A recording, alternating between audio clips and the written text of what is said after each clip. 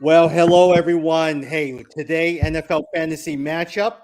We are recording for this week only because all of us actually have a job and we actually are on travel this week. So, Jed, welcome. Jimmy, welcome over in Arizona. And as we're sitting here, we're watching the Monday Night Football game against the New England Patriots at Buffalo Bills, where Damian Harris seems to be doing pretty well. So, guys, good evening. Good to see you. It's a crazy game out there. If anyone's watching, the wind is so affecting the game. So you're seeing, and if you're watching it, it's like a playoff game. They are really hitting each other and beating each other up. It's a really high intensity game. So it's a fun game to watch. Well, right now, as I'm sitting there, Mac Jones has one completion, 12 yards, but pretty much it's all running. Well, it was so bad that after the Patriots' first touchdown, they didn't even go for the extra point. They went for two because they were afraid that the wind. So the first punt, on the very first punt, the New England punter, when he dropped the ball to punt it, he let go to punt it, just that short distance, the ball moved. So then he only punted it like 15 yards. I can tell that the coach for Buffalo is not too happy. He's been upset the entire game. Yeah, he's been yelling at the refs. I'm not actually sure what he's upset about, but it's a defensive struggle right now. But it's a good game. It's high intensity. Hey, look, it's week 13. We're going to talk about the week 13 games, preview week 14. But look, in one of our leagues, our keeper league, which I am very, very proud of my team, it looks like I am knocked out of the playoffs. Guys, I'm telling you, if I wasn't dumb enough to not maxed out on all my moves, I could have gotten a quarterback. All right. And Aaron Rodgers is on bye. I also have in IDP players, I also have Campbell, who is on bye for Green Bay. But guys, look at this. I have Javonte Williams, Gronkowski, Madison, Gibson, McLaren, Montgomery, Adams. Now I won't be able to make it to the playoffs. So I'm actually kind of happy. I mean, I did not purposely lose, right? In terms of the integrity of this game, I'm going to play my best and I'm going to see how it goes. But I did not want Tommy's team to come in because he has one of those teams that's shaping up at just the right time with the right players. And so they would be the type of team that I would not want to play in the playoffs. Man. Guys, because I'm looking at like yesterday, the Bears were terrible. But for some reason, David Montgomery, 21 rushes, 90 yards, a touchdown, non-targets, 25 points. David Montgomery hasn't done anything in the last couple of weeks. Oh, he looked really good. Yeah, I don't know. I like Montgomery. I hope they, continue to try to build around him. He looked so good yesterday. Yeah, I mean, if you look at the last game, Cincinnati, 9 points. Cleveland, 6 points. Wow, they've been doing really, really well the last couple of weeks. I mean, Tom, you at least have to be happy. Javonte Williams is doing really good. He did really good yesterday against the Chiefs. Yeah, I was thinking how you guys totally hit that one. That was a perfect pickup. What was the one I was gonna say? I made a last second pickup and it ended up being. Let me find out who that was. It ended up being a really good move. Hey, speaking of Javonte Williams, don't you think this is the end of Melvin Gordon as we see it? 23 rushes, 102 yards, 9 catches. 6 receptions, 76 yards, and a touchdown. There was nothing going on with the Denver offense. Javonte Williams did it all for them. Yeah, it was so good. Yeah.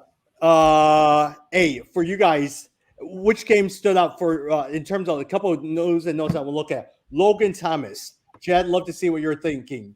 Oh yeah, I feel bad for Logan Thomas. This ACL. I mean, it's like the guy can't catch a break. I mean, but the big one in that game was your guy Antonio Gibson. I mean, he looked really strong. I think he had almost 100 yards maybe in rushing and then some passing. I don't know if he got a touchdown or not, but he had a solid game. So that was nice to see a bounce back for him. Oh, that's who it was. At the last second, I picked up Sony Michel for the Rams on Sunday morning, hearing that Anderson might be out. And boy, 121 yards and a touchdown. that was a great move. So yeah.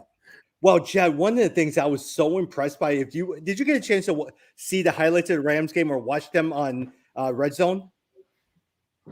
They were so good. Matthew Stafford, Cooper Kupp, Sony Michel, Higbee. Wow, it just was. Look, Odell Beckham got a touchdown.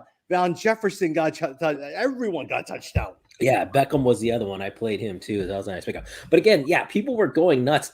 It's the Jags. The Rams are still suspect. They have not been playing well. This was important for them to bounce back and to score a lot of points. But still, I think the Rams, you got to be a little bit concerned. They have not shown the consistency that they're going to need going into the playoffs. So we just got to see what happens next week. Yeah. Go ahead, Jim. Oh, Jed, let me just say, sorry, I had to respond to something.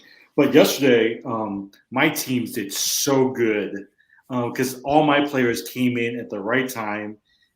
Kyler Murray did really well. I had Justin Jefferson, Alexander Jefferson was huge. Pollard, Javonte Williams. I was so happy yesterday. And Matthew Stafford was on one of my quarterbacks. And so the unfortunate thing is Logan Thomas, who was my starting tight end. I mean, he doesn't have a serious injury in terms of ACL, but he might be knocked out for a few weeks, which will take me into the playoffs without a tight end. So I got to look for somebody right now. Yeah. Kyler Murray, that was another, to me, big story.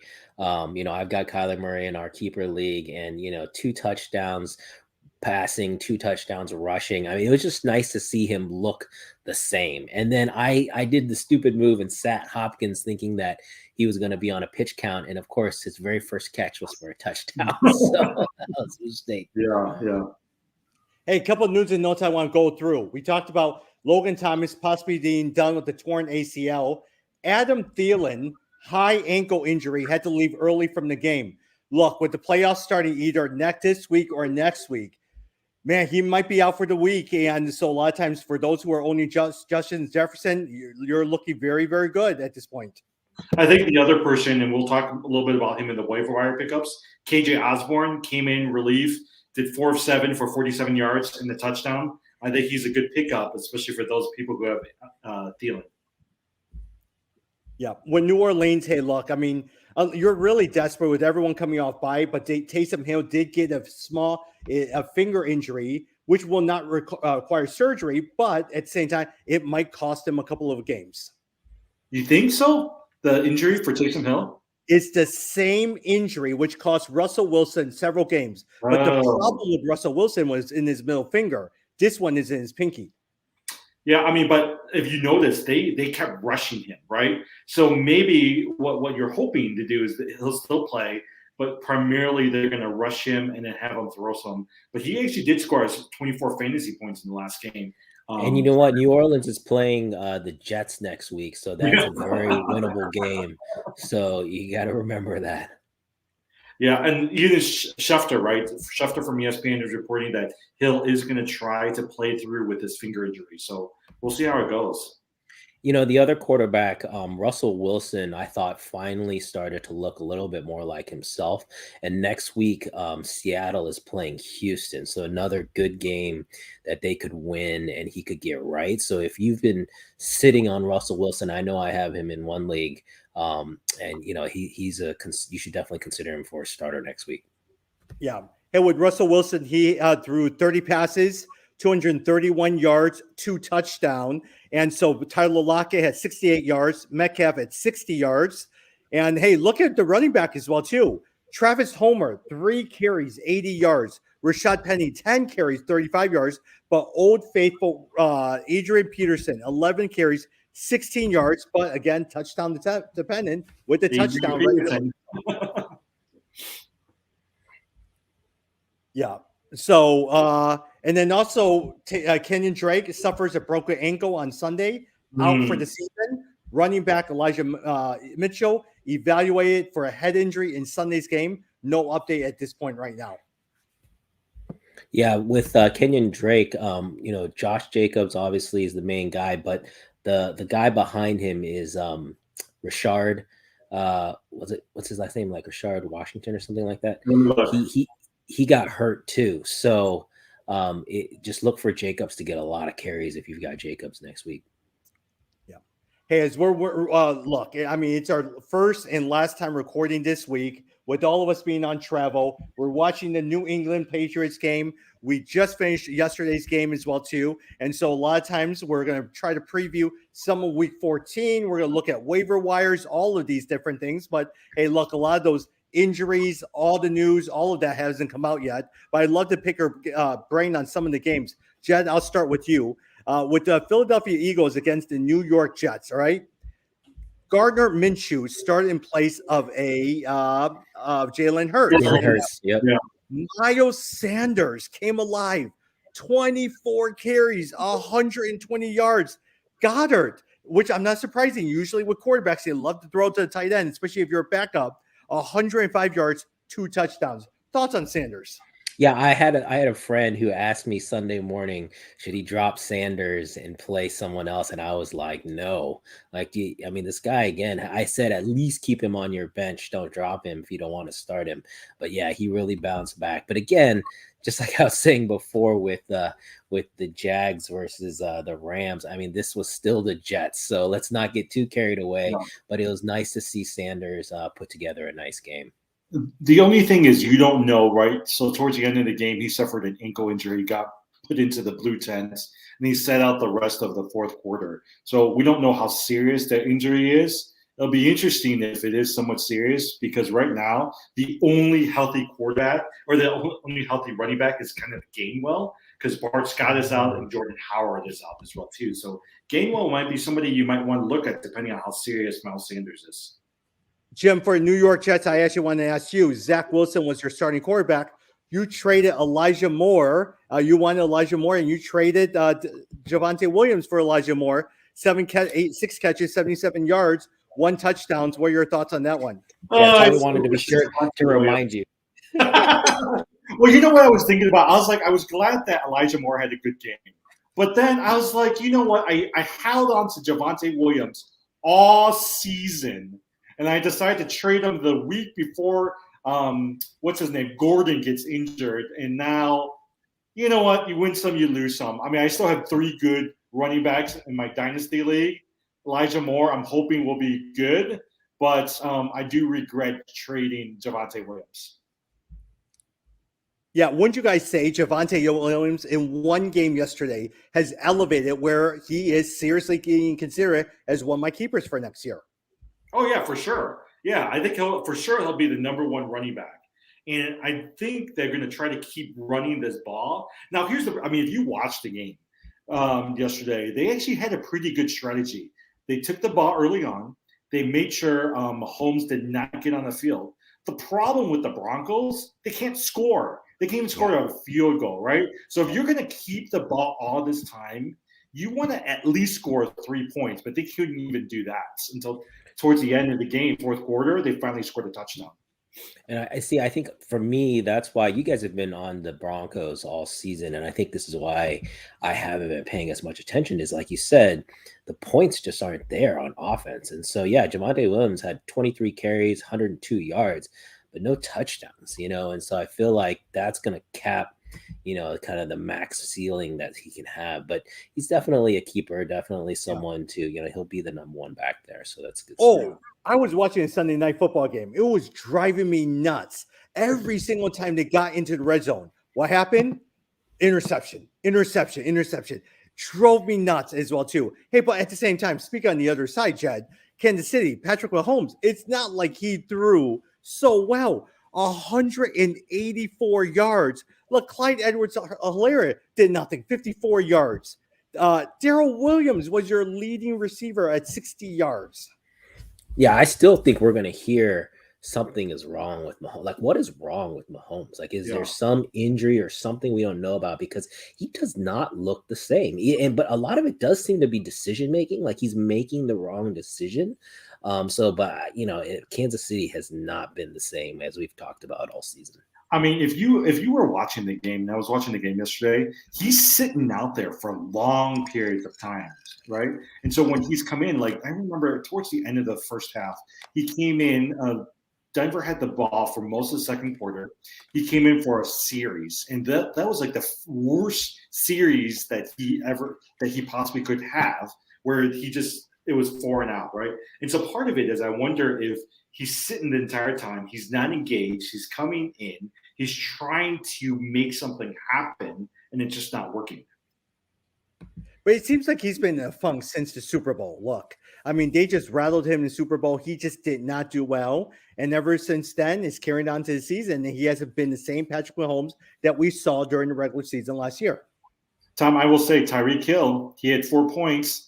If all he did was score double figures, you would not be in the playoffs. But I would be in the playoffs if I did not use up all 50 of my moves. And even if I started, look, Gardner Minshew, I would have been in the playoffs. Oh my gosh, I'm so frustrated. This was one of my best teams, and oh my gosh, I'm so frustrated by it. Because Tommy Lee used up all 50 moves. I couldn't put in a backup quarterback in there. Hey, but with that said, Indianapolis, again, you lose some, you win some. At least I would say that I've gotten to a point where I have good keepers for next year. Hey, let's talk a little bit about Indianapolis. Look, Jonathan Taylor, is he not going to be your number 1 running back next year? 32 carries, 143 yards, 2 touchdowns. He has been so good. Yeah, I was just talking to a friend who was saying in their league, Jonathan Taylor was number 1, that he was the number 1 draft pick, and the team was like, you guys are going to see by the end of the season. And sure enough, he's really turned it on. I agree with you. You got a strong argument that he's, because Derrick Henry coming back from injury and Dalvin Cook coming back from injury, obviously those are potentials for the top 3, but I think you could pick Jonathan Taylor and no one would say anything. Mm-hmm. Yeah. Hey, LA Chargers, they win against LA Chargers 41, Bengals 22. Jim, let's talk a little bit about the Bengals. Burrow did well, 300 yards. Mixon did, 54 yards. But surprisingly, it was not Chase, who has struggled now for the last couple of games, but rather T. Higgins once again with 9 catches, 138 yards. Last week, he had 114 yards. Compare that with Jamar Chase. Jamar Chase in the last couple of games has had 52 yards, 39 yards, 32 yards, 49 yards, 32 yards. This was all after the 201-yard game that he had.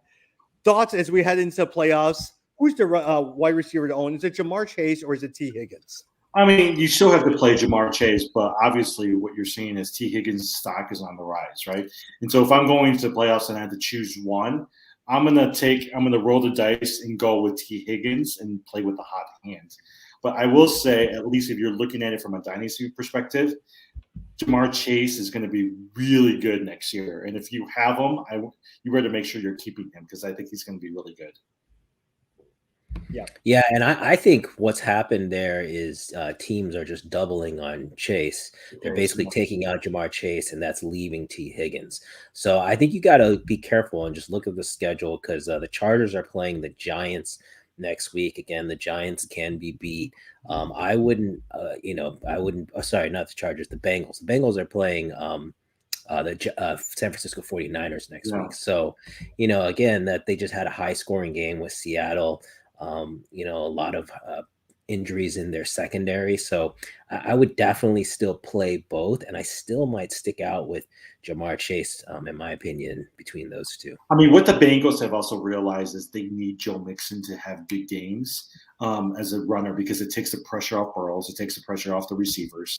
And they need him in there, right? For a while there, they kept tossing to their tight end. They kept tossing to Chase. But I think what they started realizing is having a good balance with Mixon out there is actually really helpful. The other thing in that game we should talk about is Mike Williams. He came back. Yeah, Mike Williams had a pretty nice game, but also Keenan Allen, I think he got a little bit nicked up towards the end of that game. And so if Allen is out, expect Mike Williams to, really have a lot more focal point on him next week. So you want to pay attention to that. Actually, Chad, Keenan Allen may be out because it's being reported he is placed on COVID-19 list. It has not been said whether he has tested positive or close contact, but he is out and placed on leave because of COVID-19. So there you go. And they're playing the Giants. So again, Mike Williams can dominate in that secondary. So if you've got Williams, I think you want to get him in. That means like somebody like a Guyton, who is the third receiver, and a Cook, right, the tight end. Yeah, they're the tight end. going to need more plays if Keenan Allen is out. Yeah. Hey, Jim, Buccaneers 30 against the Atlanta Falcons 17, right? And so Tom Brady did pretty well, 368 yards, 4 touchdowns. Godwin did very good at 143 yards. But man, Gronkowski, ever since he's been back, another 2 touchdowns this past week. Well, I mean, the 2 players, right, Gronkowski and also Leonard Fournette. It was funny if you were watching the game. One of the things that the announcers were saying, they said, Evans is good, and yes, Godwin is good. But at the end of the day, if you've noticed, Brady always goes back to the people that he brought in, which is Gronk and then also Fournette. So they're good players. Yeah. Well, okay, so that's the other thing I was going to ask. Did you guys hear? I don't know if he might get cut. Yeah, right. I was like, he might get cut. I was like, whoa, he might get cut. Yeah, because he got suspended, and then Bruce Arians was like, we had said he had a no strike policy, right? And so there was debate about but I think it's going to come down to if Brady wants him. I don't think they'll cut him. If you watched him when he was healthy and in, he makes a huge difference on that offense, and so I don't think they will cut him. Which I think if you have a playoff team, I think he's worth holding. If you can keep him, he'll basically be in your championship game. You'll be able to roll him out there. But I would just say the other thing with Godwin, 15 catches. If you were in PPR, Godwin probably won your week for you. Yeah. Well, it's probably one of those things like, look, Bruce Arians was embarrassed because during training camp, he says 100% of our team is vaccinated. Well, what he didn't know is that one of your team members or a couple of your team members were pretending that they had the fake vaccination card. And so I'm sure he was pretty pissed about that. Hey, Jed, let me ask you, on the Atlanta Falcons side, we're not paying attention to anyone, even though I would probably say Mike Davis did come up with 1 touchdown. Cordero Patterson, he had 78 yards. But Russell Gage, 130 yards with Ridley gone and Pitts struggling. Are you looking to pick up Gage and starting him at all during your championship run? Yeah, it's not that Pitts is struggling. It's that the defenses are keyed in on him. They're doubling down on Pitts, and so it's giving Gage the room to run. So yeah, I missed that, and definitely I think Russell Gage is a guy you can pick up. Again, looking at the schedule, looking to see, and I'm just scanning real quick to see. They're playing Carolina. They're playing Carolina next week, right? And then San Francisco is right. So Carolina is a good play for Russell Gage. Exactly. So I think Russell Gage is a good pickup. Yeah. Well, I remember you asked us last week, would you pick up a Russell Gage? Or maybe Tommy did. And I was like, I don't know. But in the last 2 weeks, he scored double figures. This week, he broke 20s in terms of fantasy point. And next week, playing Carolina, that actually might be a pretty decent play, actually, for a Russell Gage. See, I think the hardest question with the Falcons is Kyle Pitts. Because this is one of those situations where football talent, like the reality of football versus fantasy football, is different. Because in real football, Pitts is definitely a top 5 tight end. Defenses have to play for him. He's a mismatch. They have to account for him. They double him.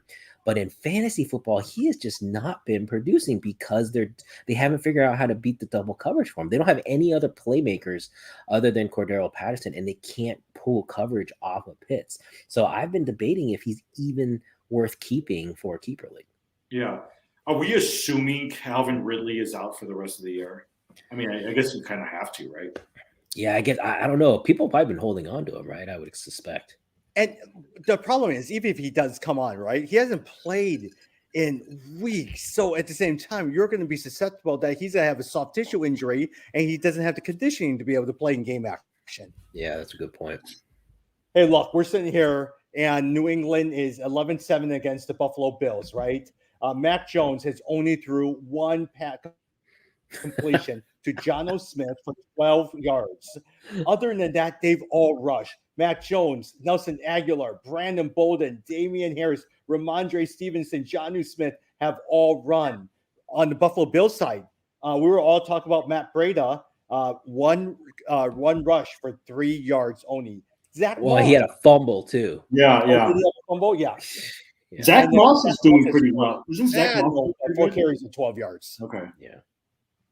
Hey, Jen, I want to talk to you, or Jim, I want to look at you in terms of Miami Dolphins against the New York Giants. Miami Dolphins, how good has Jalen Waddle been? Another 5 catches for 90 yards. Hey, in the last couple, between all the 3 stud first-round running backs, Waddle's been doing really well. Yeah, he has, actually. Tua's actually been doing pretty good from fantasy-wise as well, too. And then we saw Devontae Parker come back off the IR. And so some people think that the Dolphins may make the playoffs, given how good they've been playing the last few weeks. Yeah. Jed, for you, Minnesota against – did you watch that game from the Oh, Dolphins? yeah. Last second touchdown to get their first win of the season. That was huge for Detroit. From who? Jared Goff, of all people. Yeah. Yeah. I'll tell you this. Okay. No, go ahead. Go ahead. Well, you know who caught that touchdown? Amon-Ra St. Brown. He's been hyped up since the since the preseason, and I have not heard of him. And I forgot that he was on Detroit, and he caught that touchdown, and he scored double figures yesterday in fantasy. I was like, hey, he might actually be somewhat fantasy relevant these days. I mean, I was going to say, you knew with Detroit they were going to win a game. It's just very, very rare. Actually, has it even – I don't know if we've had a season where a team went the whole season without a win. So you knew that there was going to be a game. It was just a question of which one, and they just caught the Vikings, right at the last second. But I think this game really, Justin Jefferson – took over, tried to win for them, 11 catches for 182 yards. And now with Thielen, potentially injured, Justin Jefferson is definitely the guy that you want to get in there. They're going to be a focal point next week. Okay. Can I say something? This is something I heard aside.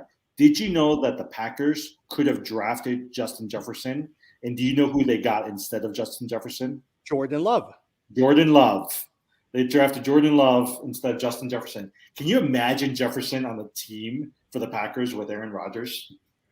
Oh, there's so many what ifs like that. Like you look at the New England game right now, the guy that they missed for both Jacoby Myers, you look at Jacoby Myers, and they could have had DK Metcalf. Oh, yeah. It's like, man, if New England had DK Metcalf, they'd be unstoppable. Yeah. Hey, Jamaal Williams, look, 17 carries, 71 yards. Is he, Jed, are you looking to put him on waiver wires if he's still sitting there this week?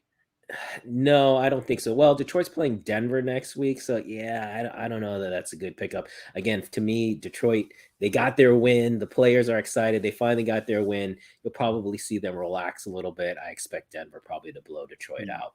Well, the only thing is, I mean, I'm looking at the waiver wires right now. There's not that many backup running backs out there, right? And so Jamaal Williams is going to most likely start for DeAndre Swift, who's going to be out for a little bit longer. And so I think even for 8, 9, 10 fantasy points, you're hoping he at least scores a touchdown. I still think he's a better play than some of the other waiver guys out there. Yeah. Hey, Jim, speaking of one waiver guys, Baltimore Ravens loses to the Pittsburgh Steelers. Wonderful game last night or yesterday afternoon. The one that I want to look at is Devonta Freeman. He only had 14. He had 14 carries, 52 yards, but 1 touchdown.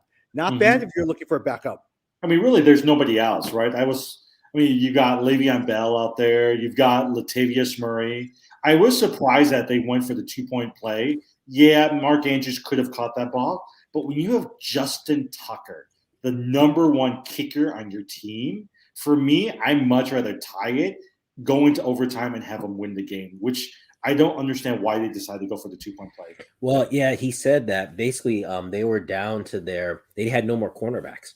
They had lost 2 of their quarterbacks to injury. So he was basically worried that they wouldn't be able to defend if they went into overtime. So that's why they went for the win. So that it was an interesting game though. But, I think I just don't know if Freeman will even be available in your leagues. Like I think most people have already picked him. Yeah, I think Freeman's a lot of people picked up Freeman already. Yeah. And also on the Pittsburgh side, look, Ben Roethlisberger announced during the week, it looks like it'll probably be his last season over the Pittsburgh Steelers. Najee Harris did come back, not Najee Harris-like, but he did have 71 yards, no touchdowns, which was very, very disappointing. and Deontay Johnson, 8 catches, 105 yards. Yeah, I actually think, I don't know what you guys think about this. I feel like now that it's, the whole announcement for Ben Roethlisberger, I kind of feel like the team relaxed a little bit because maybe they weren't sure. And now they're kind of focused on playing well for Ben. Like, so I feel like, there's a potential that you'll see a little bit more out of the passing game and maybe a little bit more juice for Pittsburgh these last few weeks. Yeah. Jim, anyone on the waiver wire you're looking at here for this week? I think we talked about Russell Gage. He's actually still available in quite a few of these leagues. I think he's a good pickup. Like we said, they're playing Carolina next week. So if you're really looking for a backup wide receiver, he'd be something as well too. KJ Osborne, we talked about him with Thielen out. He's a third wide receiver who will most likely be the other starter opposite Justin Jefferson. And so he's actually somebody that everybody should really pay attention to. As well too. And then I'm trying to think where else. And then Jalen Guyton. Jalen Guyton's the wide receiver for the Chargers. He actually scored. Did you guys know he scored almost 20-something fantasy points this week for the Chargers? He had four receptions for 90 yards and a touchdown. So, look, if Keenan Allen is out, I think he's actually a good play or at least a good pickup from a wide receiver perspective. So at least those 3 receivers are somebody that I would really target. Do you guys know if James Robinson made it out of the game healthy or not? Because I was looking at Carlos Hyde, his backup, in case Robinson didn't. He was kind of like a game time decision, but that's someone I was looking at a little bit. So I was looking at monitoring both of them, right? So because he was a game time decision, he played, but I think he only scored single digit in terms of fantasy. And actually, Carlos Hyde had out rushed him and had more yards. So you can tell whether he's playing or not, he's hurting, right? And so I can see them playing Carlos Hyde a little bit more in the coming weeks. Is my thoughts. Yeah, so that's another potential pickup. Hyde is probably available in your leagues if you're desperate for a running back. Yeah. And Tom, you're right. I'm just looking at Mike Davis right now. He had 4 targets, 37 yards. He rushed 4 times for 32 yards and a touchdown. And he actually had close over 10 fantasy points this past week. So you never know. They might need another Mike Davis to do some more stuff. Yeah. Hey, just so you know, the teams on bye this week are the Colts. So you're missing Jonathan Taylor, Michael Pittman, Carson Wentz. Eagles, Jalen Hurts, Devontae Smith, Miles Sanders. Patriots is on bye. Dolphins is on bye. Jalen Waddles, Myles Gaskin, Mike Gesicki. So those are your 4 teams that are on bye: the Colts, Eagles, Patriots, Dolphins. Do you guys think they're going to keep Tua next year? I mean, so this is one of the things I was thinking about. If you're in a dynasty league, we're going into the offseason, do you even try to go after Deshaun Watson, or do you just leave him off the bench? Well, my stance on quarterbacks. I'm, unless you're really set at a top 5 quarterback, that's not somebody that I'm keeping. So I wouldn't go after him. But I do think that's one of the really interesting off-season questions is what happens with Deshaun Watson. So again, don't forget, top 5 quarterback, like instantly. He can come in off of having missed a whole year, instantly a top 5 quarterback. So it could be worth it. And look, we don't even know who are some of the rookie quarterbacks. At least it does not, from everything I'm reading and hearing, in terms of all the articles I'm reading, it does not compare to this year's or last year's quarterback. It will be a very, very empty quarterback class. Well, yeah, if you look at the college landscape right now, the playoffs have been set. The Heisman Trophy candidate is really up in the air. Like at the Alabama quarterback is maybe the guy who's the front runner, but he really didn't emerge till this last couple of weeks. And so there hasn't been a clear-cut quarterback that you can see who can just step into the NFL. Yeah. Hey, by the way, we never talk about college football, right? Because I never really pay attention to college football. But how good of a job is that Jim Harbaugh doing? Oh, I was really disappointed. So the way it went is Alabama's number 1, Michigan's number 2, Georgia's number 3, and Cincinnati's number 4. I really thought Michigan should have been number 1, and then they would have gotten to play Cincinnati, which would have been the perfect setup. But I think basically they kind of didn't want the SEC. They didn't want to repeat the Georgia versus Alabama game, and so they split it up. So I really don't think that was fair to Michigan. But Michigan's got a tough road to have to beat Georgia and Alabama in consecutive weekends. That is not easy. So we'll see what happens. Yeah. Hey, I would have loved to see a second game between Georgia and Alabama. That's why I was saying, I don't know why people were like, saying that it wouldn't be. I thought that would be a great semifinal game to have them match up and then have the winner of that play Michigan. I thought that would have been a really nice playoff. But hey, look, there is something I love, Jed, when a team plays a team a second time. Now you kind of know how the other team plays. Now you're figuring out what else they could do. Yeah, exactly. Alabama looked really good though that game. It was they haven't been good. They've had a couple really tough close games. They had a 4 overtime game last weekend before this win against Georgia. So everyone was kind of questioning Alabama, but man, their talent, I mean, that basically is like an NFL team. When you look at Alabama, probably half their team is like half of their starters are NFL starters. And so their talent just really wins out. By the way, in real time, did you guys hear that Damian Harris exited late in the second quarter because of a pulled hamstring? So Ramondre Stevenson is going to start the third quarter. Oh, I've got Stevenson playing. All right, let's get Stevenson a touchdown. Stevenson and Bolden. Yeah, Bolden has been a surprise how much they've given him the past couple of weeks. And so that's taken away from Ramondre Stevenson. I feel like, and being the Patriots, I wouldn't be surprised. Watch the Patriots going into the playoffs. They will shrink the starters. Watch Stevenson get a lot more play in the playoffs, and they drop Bolden. That's kind of a New England move to really stick to a core group once they get into the playoffs. Yeah. Well, hey, look, it's evening time, and we probably won't be able to talk until next week as well too. Any NBA thoughts or cryptocurrency thoughts from you guys? DeMar DeRozan got put on COVID, right? I think. Yep. Did he? Yeah. Yeah. Well, so okay. Going to crypto, right? We were all texting each other Saturday night, 10:30 at night. I'm sitting there in my bed looking at it, and I was like, "What is going on?" It literally went all the way down to $43,000. Like I think it went down close to about $10,000. I think it was almost 20%. They lost. It was almost 20%. Crazy. That's why I texted you guys because I was like, "What is going on there?" Yeah. So I started transferring money to buy Bitcoin at $43,000, and so about a little bit, not too much, but now it's back up to like what is that now, right? $50,000, right? Yeah. So in a matter of a few days, it went up like $7,000. But it was crazy how much it was going down the other night. So here's my thing. So I always buy my team, gifts and stuff for Christmas, end of the year. Yeah. So this year I was telling my wife, I've got a team of 11. I'm going to buy them all Bitcoin. Like that's going to be Christmas, my Christmas gift. So, I was going to see, you guys think I should buy them Bitcoin or Ethereum? I was thinking Ethereum is like the better long-term play, but it's kind of cooler to say, "Oh, I got Bitcoin for Christmas," because people don't know what Ethereum is. Well, more so, I'm trying to figure out, like, where do you buy it? How do you gift it to them? Do you buy it? Oh, it's really easy. If you're on Coinbase, you can send Bitcoin to a friend, and that's all you do. You just send them a link, and all they have to do is then register, and then they get it. That's what they want to do. That's what Coinbase would love for you to do, that so that they open up a Coinbase account. Well, and what I'm hoping is if I do that, there could be a referral bonus for me, so I might get something back. Yeah. Hey, Jim, how low did Bitcoin drop this week or last weekend? 43,000. 43. Yeah. Oh wow. 43,000. Okay.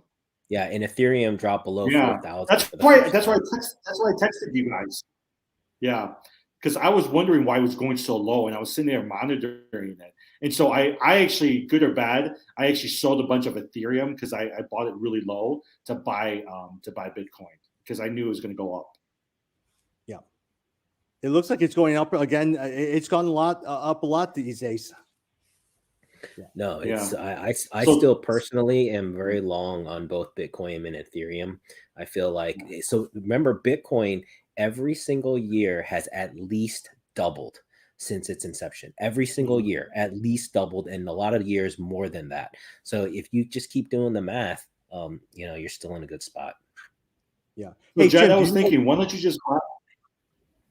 Oh, Jed, why don't you buy your work people Shiba? So you can give them $100 worth of Shiba, but it'll be like 100 million Shiba coins or something. Well, that's the thing. Well, see, exactly. So I was debating, like, yeah, do you want to give them the more riskier, bigger payout?